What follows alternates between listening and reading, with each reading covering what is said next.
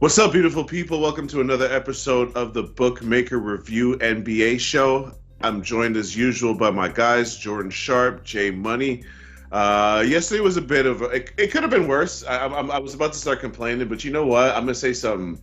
Because I never usually cash with the Spurs, that Spurs win was a little bit sweeter than usual. So I'm okay with yesterday's results. Jordan, how'd you do yesterday? Yeah, it's funny. We usually come in here and talk about the big games last night, and the wire to wire ones that were just easy. Those are the most fun, the ones that don't make you sweat. The sweat's good every once in a while, but the Spurs last night made you feel good. But I mean, I can't go any further without mentioning the Grizzlies last night. I mean, I think I put up red flags when we talked about the dogs barking yesterday. I was like, don't do it on Oklahoma City, and sure enough, oh my God, that game was incredible. As was the Chicago-New York for other reasons. The Bulls ended up getting the win, too. I know that one, they almost blew that one, but shouts to them.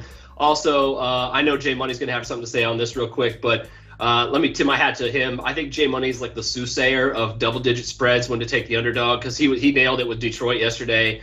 Obviously, the sweat was a little bit realer in that one, but also I'm a little more upset about what happened in the Milwaukee game, even for the people I think who have had money on it yesterday, because I didn't even have a play on that game. And I mean, like, this is just, like, who cares about tampering? I don't give a shit about tampering in the offseason. Find a second-round pick to the Bucks for the stuff that they pulled yesterday, even though it was a little bit predictable in the second night of a back-to-back.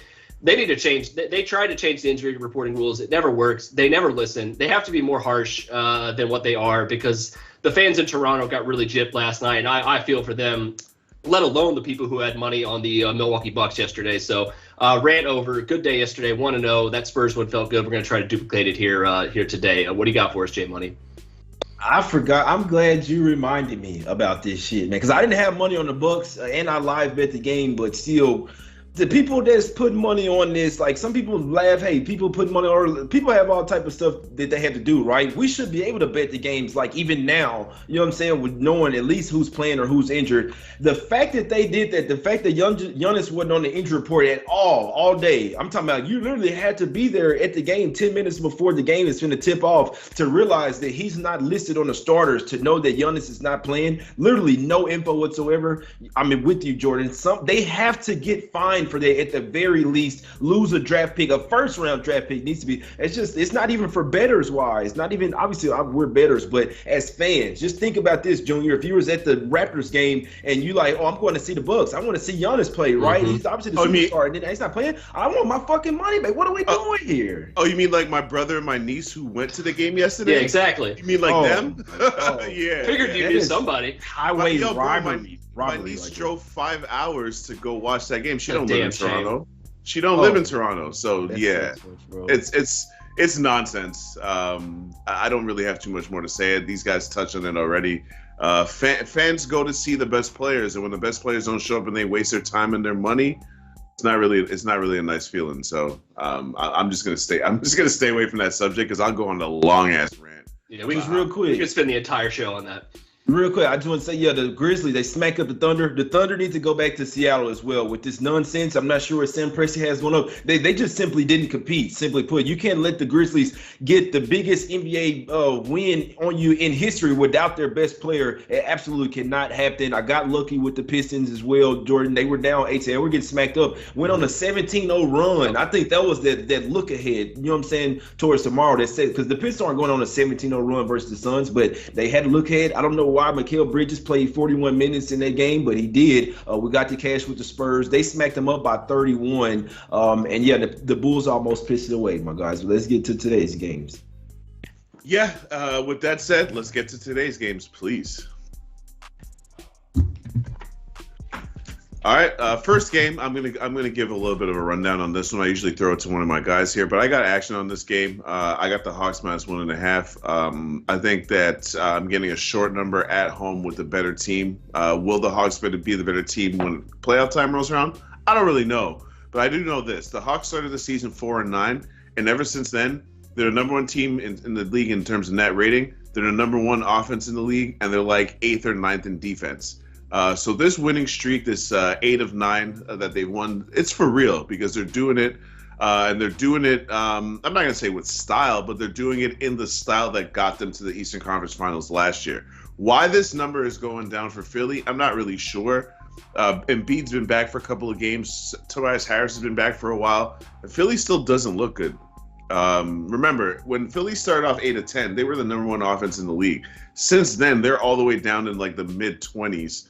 And their defense isn't great, which is how this team has found success over the last couple of years, especially with Joel Embiid as their best player. So maybe you guys can explain to me why this line has gone down so much. I know that obviously Atlanta has some injury issues, but they've been winning, led by Trae Young, who's balling right now. And the rest of their roster is very balanced. So, yeah, they don't have a clear second guy, but they got a couple of 3, 4, and 5s, though. I like their roster. I like the way they're playing. Nick McMillan, this Nick McMillan thing seems for real.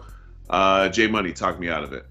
I can't talk you out of it. I like the Hawks too. I mean, it was going down, so it's up to 2.5 now at some spots. 2 other places, it was at 1.5. So I'll be honest, like I do think that Cam Reddish injury is one of those that matter. Bogdanovich not so much, even though he's a starter. Cam Reddish is one of their best defensive guys as well, and he can get hot offensively as well. So me personally, I'm waiting on him. If Reddish is in this one, I think that they can definitely get this one done. Obviously, like I'll never overlook the fact that the team will have playoff revenge from the team from the year before. They will literally want to win the game every game. So, but still, I'm not like, that's why that's the only case I can make for the 76ers, Junior, that obviously they beat them already one time this year. They hate the Hawks. They want to beat them every single time. But we watch basketball, right? We know that Embiid is not, he doesn't look good right now ever since he's come back from COVID. He's actually looked pretty damn bad. He's out there getting winded. He's not looking himself. And Embiid is, if he's out there, he's not looking himself, not 100%. You're actually hurting the team. So it's Hawks or nothing for me here, Junior. I can't talk you off. I actually like the Hawks. I'm just waiting for Cam Reddish to be officially in, Jordan.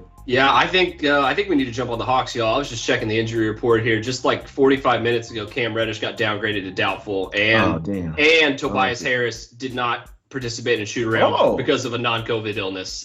We might have a Dirty Birds night on our hands for many reasons. What, you got revenge game Jay tonight with the Hawks? You have them, like Junior mentioned, they have one of the best net ratings in the entire NBA at home. I think they're third, like plus 10 points for 100 possessions at home.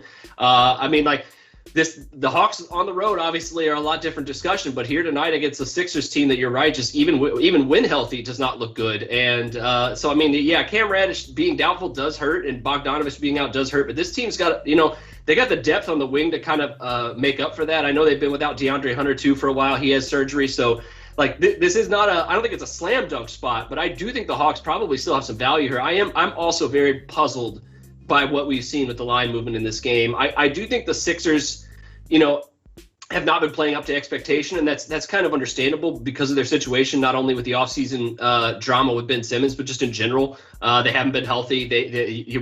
Neither of us are really a big fan of Doc Rivers, and I think all that kind of combined against a good Hawks team at home, the crowd down there has embraced this Atlanta team, and I think we've talked about that before. My sister-in-law lives down there. I mean, she's been a Falcons fan forever, but now all she talks about is the Hawks. Like, just that kind of tells you like what. I mean, she never watches basketball, so like I feel like the city's going to be rocking regardless of who's in or who's out tonight, and that this is a short line. Like if the Hawks, and this is the one thing that's kind of kept it to a lean, I think, for me. The Hawks defense does come to play at home, but it's so wishy-washy at times overall. And the Sixers team, I think, I don't want to like completely disrespect them, but all signs point to the Birds here in this one. If I see a 2, I do see a few 2s here poking out right now. It's very appealing. I know it was 1.5, but it seems to be there's some course correction after it went up to 3 here with that Tobias Harris news. I know Cam Reddish means a lot, but I think I strong lean. I'd say strong lean to the Hawks here. Yeah, Junior, I think Tobias Harris is equally as, you know what I'm saying? Like, the way I'm looking at this game, it would hurt the Hawks if they have Cam Reddish out and obviously Bogdanovich and Hunter, which that's a guarantee. And the 76ers have everyone. You see what I'm saying? So if they're missing Harris, one of their guys that they will need, 76ers can't really be affording to lose starters. I think that evens it up, them not having Reddish if Tobias Harris doesn't play. And it's still Hawks or nothing for me here, Junior. Yeah, I mean, listen, I'm obviously going to always – it's my pick, so I'm going to try and sell it. The nail in the coffin for me is the fact that these guys have lost 9 of their last 12 games. And even in those 3 wins, I know I overemphasize quality wins, but again, the 3 wins that they have are against a really bad Orlando team. Minnesota, Sacramento, who's another team that's mediocre, and Denver without half their squad, including Jokic. So the last quality win they have is when they beat the Bulls on November 6th. That's a long time ago. So this is not the same team. That was actually their 8th win, which made them 8-2 at the time. Since then, they have 3 wins. You know who's the only team that has less wins than them? Orlando with 2. So, I'm rolling with the Hawks at home. And with that said, let's move on to the next one. Now, this is another game where I have action, but I'm going to throw it to my guy, Jordan. Let him start this one off. Jordan, what you got for us today? This is one where I really tried hard to bet the under here, but a few things kind of keeping me away from it here with this total. First off, the steam kind of hit it last night. I was looking at just under 220 last night, and then it jumped up 3 points, and I'm not quite sure why that happened, so that kind of befuddled me a little bit. But the second thing that kind of is keeping me away from it is pace. I don't necessarily know what kind of pace we're going to see from these two teams here in this one, and that's kind of been the biggest reason why I don't like the under besides the line movement. If Brooklyn's offense obviously has not been where we would have expected, I think, at the beginning of the year. I think we kind of expected to beat Kevin Durant's team. We knew he would kind of lead the way in that aspect, but I don't think we really expected it to be worse than their defense, and that's kind of been where we've seen it so far this year. So that being said, also Minnesota on the road and better defense at home. I don't have exactly the splits here, but I know they were giving up over 112 points for 100 possessions on the road this season. So that's kind of the last thing keeping me away from this under here, because if all falls well for Brooklyn, despite still missing, some of their guys like Joe Harris, all it's going to take is Harden and Durant shaking off what will be, a good but probably not great defense tonight from Minnesota. I do really like the battle between Edwards and Harden tonight. I think that's going to be a lot of fun just to watch in general as a basketball fan, but I don't know who's going to get the better end of that either. So a lot of things making me lean towards the under, but I don't think I'm going to make it an official pick just simply because I said I don't know what pace this game's going to be played at. And I don't know which Wolves defense is going to show up to this game. And on top of that, they've been dealing with some illnesses too. Like they had like 3 guys. I know Towns is questionable, but he went through shoot around, so that's usually a pretty good sign. Just there's something going on, like illness going around in the locker room too, which just kind of scares me away a little bit too. So wouldn't surprise me to see the Nets kind of win this game and cover, but the spread seems pretty sharp, and also I think the lines come down a little bit as well too. So it's all these things, just one of those ways we talk about. I don't know what's going on with a lot of this, so I'm just going to stay away because I can't really put a narrative to what the line movement's done so far.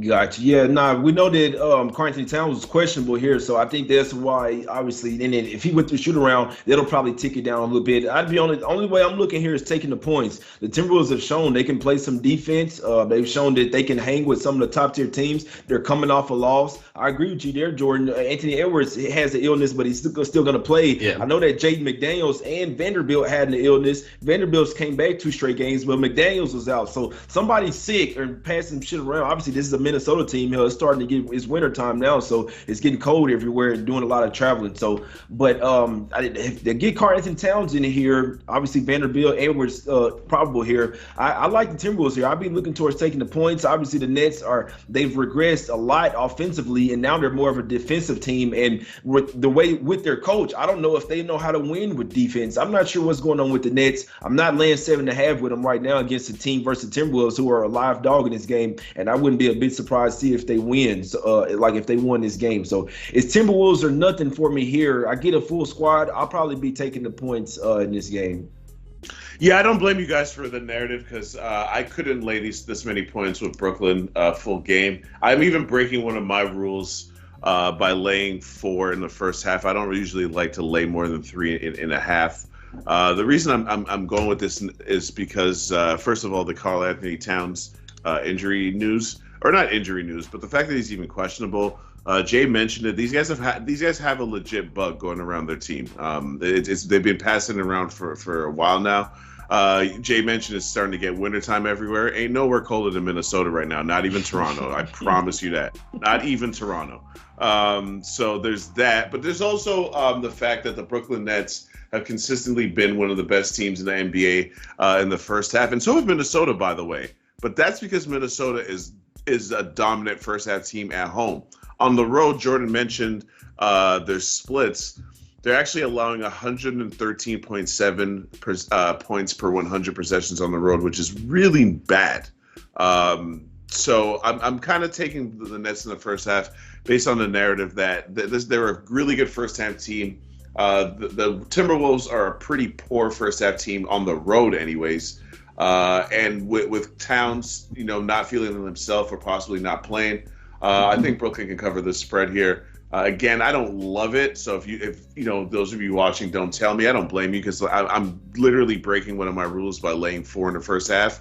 But the way that James Harden has looked recently, getting a little bit more spicy on offense, if he can supply Durant with that consistent second scorer, these guys are going to be hard to beat because their defense is much better than what we've come to expect since this super team or whatever you want to call it was formed. So unless you fellas got anything else to add to that, I just want to say they do have the Bulls on deck as well tomorrow. Now, we still get into the next game, but I just want to say that the Nets have just the front end of a back-to-back. They play the Bulls again. They play the Bulls tomorrow. Yeah, and I will be on Chicago. As for this game, I'm going to let my guy Jay Money take it away since, I'm very interested in your opinion. I don't have anything on this game. I said a couple of days ago that I would. Didn't like what I saw in the first one. Don't want to be the guy that bets against the Suns' super long winning streak. If I get involved in this game, it's going to be a live play, a live bet because I need to see what Steph is looking like. He looks so bad in the first game that Jay's theory of him throwing the game is not as crazy as this might sound to some people. So, Jay, what you think?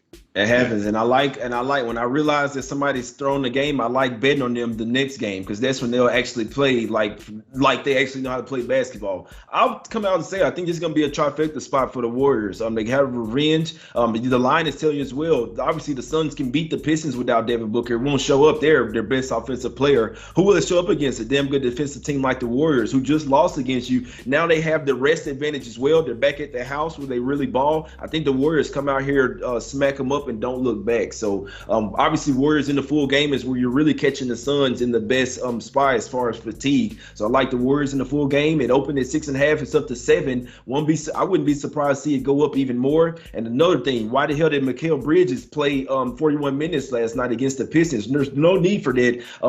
Chris Paul playing 33 minutes, 34 minutes as well. So they're traveling. This is a road back-to-back up against a team they just beat. And another thing, I think they'll be a little bit fat and happy. They finally got the franchise winning streak. It's always tough trying to catch that falling knife, betting against a team that's won 18 straight, even 10 straight. You're on a long win streak. But I do think that it comes to end tonight. They finally got over the hump. Franchise record, 18-game win streak. The loss of Booker will really show here. I won't say official Warriors with trifecta, but I'm taking the Warriors tonight, simply put. Yeah, I may have to tell you on that, Jay. That's the only play for tonight on this game. I feel like totals aside, everything else. the Warriors not only have the reason to take this game and put their foot on the pedal, and Steph Curry especially have a bounce back game, but I agree, Jay. Like they may, after they beat the Warriors 2 nights ago, and then beat Detroit last night, they could very easily rest some guys tonight, play little mind games, and say, you know what? We have a feeling we're going to beat you somewhere down the line of the playoffs. We already beat you once. You guys can take this one on the road after we're playing our third and fourth nights, and have already played you once in that stretch, and played last night. And our best defender against Steph Curry played 41 minutes. And we're without our best player. Like, all signs point to the Warriors. I was already kind of leaning towards it, and you're right. It's the only play for this game. I know that I think it's probably going to be popular tonight. I agree. So I'm a little scared of that. But like, every sign points to the Suns just saying, you know what, we come out a little slow. The Warriors put their foot on our necks in the first half. We may just cruise and rest our guys in the second half, get ready for the next game, because we know we can beat you. Even with our best player going out at halftime. So I think I could see some late injury foolishness in this game on the Suns side, definitely. So it is absolutely Warriors or nothing. Yeah, Junior. No need to really go balls to the wall in a regular season, right? I mean, it's just so early. Listen, the motivation for the Suns in this game, to me, I think Jay's one of those guys. One reason I love doing the show with him and Jordan, they notice the little things that other people might not notice. For example, Jay's already said this twice in this episode. Why was Mikal Bridges playing 41 minutes tonight? Is it possible? Is it possible is because he's probably not going to play extended minutes tonight? Is it possible that they've kind of resigned to the fact that, like, listen, like, this is just a bad spot for us in every possible way. Just think about this. You guys just beat them a couple days ago. Not like a long time ago. Literally just a couple days ago. You have the rest disadvantage. You got to go from Phoenix to Oakland. Now, it's not that far, but it ain't around the corner either. So now it's you got travel included. You got a pissed off Steph Curry, because Steph Curry legitimately looked like he didn't. I don't even know what to call that performance in that first game. Like, I stopped watching the game real early, and we had kind of talked about it in the last episode where after that game, we're like, not just the fact that he's shooting air balls, he's shooting heat check shots. Like, in the first quarter, I was just like, what the fuck is he doing, bro? So everything about this game is Warriors or nothing. I hate this number, and which is why I don't have an official play. I cannot stand the spread, because at the end of the day, Phoenix does have what it takes to keep this within at least 2 possessions. Once you get to a third possession, I'm kind of out on it. I might go halfway or 3/4 of the way on that trifecta with Jay, though. First quarter, first half, Golden State. I'm not sure I want to do full game, but it's Golden State or nothing for me. So unless you guys have anything else, let's get to this Battle of LA. Yo, y'all remember when people were like, "Yo, the Lakers and Clippers going to be the Western Conference Finals for the next couple years"? Yeah, that sounds real goddamn funny right about now, doesn't it? Jordan's laughter says it also. I'll let him take it away. Jordan, what you got? I got nothing in this game. I believe the Clippers hype before, Kawhi Leonard got hurt in the playoffs. Like that I'm still aboard the Clippers train once they get healthy. But man, the Lakers, I've been fading that train for a while now, and it's the only way I could look at this game here tonight. This is the day where I'm just like baffled by the line movement. How is this line like shifted 4 points overnight? Like what in the world possesses anybody to have that much faith in the Los Angeles Lakers tonight? And not even a real home game. Like, yeah, obviously it's a Lakers town. It's never going to change. This Clippers team is good, and they just rested their best player 2 days ago because they were looking ahead to this spot. Like, I just can't. I was talking to Jay about this before the show. We're both kind of on the same wavelength, so I know we're almost out of time. So Clippers are nothing for me here. It's another one of the ones where if I get to the late night slate and things are looking good for me, it's going to be Warriors. I'm laying the points. It's going to be the Clippers. I'm taking these because there's no reason they should be this big an underdog against the Los Angeles Lakers. As simply as.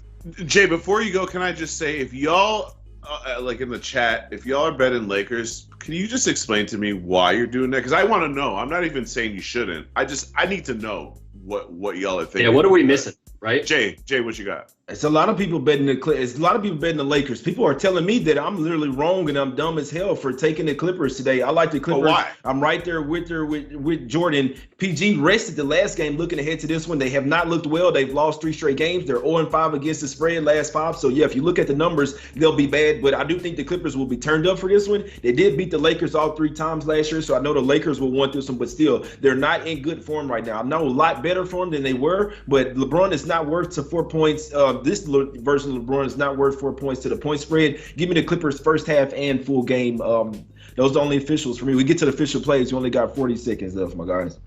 Yeah, let's go ahead and get to the official plays. I have absolutely nothing to say about these 2 overhyped teams, so they will not be seeing none of my money. It's Clippers or nothing for me, though. Jay, why don't you give us your picks? Warriors full game -6.5. I still like it at 7. I think the full game is the best play. That's when you're getting them in the most fatigue spot as far as full game. And we know that the Warriors like to turn up in the third quarter as well. And Clippers first half and full game for me. I'll go +1 first half, +2 full game. I think the Clippers taking these guys to Smack City. Yeah, I got first half team total under for the Celtics today. You can check that article out at BMR just because we're out of time. Got the Cavs taking points tonight against the Wiz as well. I think the Cavaliers showing a little bit of spunk here, even on the road. I think they get it done tonight and get the cover. Yeah, so that's a bit of a typo because I'm sure some of y'all are wondering, like, what? The Cavs +6? Nah, not the Cavs +6. I got Brooklyn first half -4 and Hawks full game -1.5. I have. Let me just say this. I rarely say max bet. I have a max bet on the Hawks -1.5. I think they're being disrespected by this line. So if it doesn't go the Hawks' way, my weekend is officially ruined. I promise you that. I'm playing because you win some, you lose some. But yeah, I'm really confident with this Hawks play. I really think they get the job done. Thank you for joining us again. Thank you to the fellas for their great insight, analysis, and picks. Put your money where your mouth is, as I know we do. Please like, share, subscribe. Make sure you check out J Money on Twitter because he's always doing live shows, giving you guys additional analysis, additional picks for free. So can't ask for more than that. See y'all Monday, 12:30 Eastern. Enjoy y'all weekend and please be safe out there. Leche.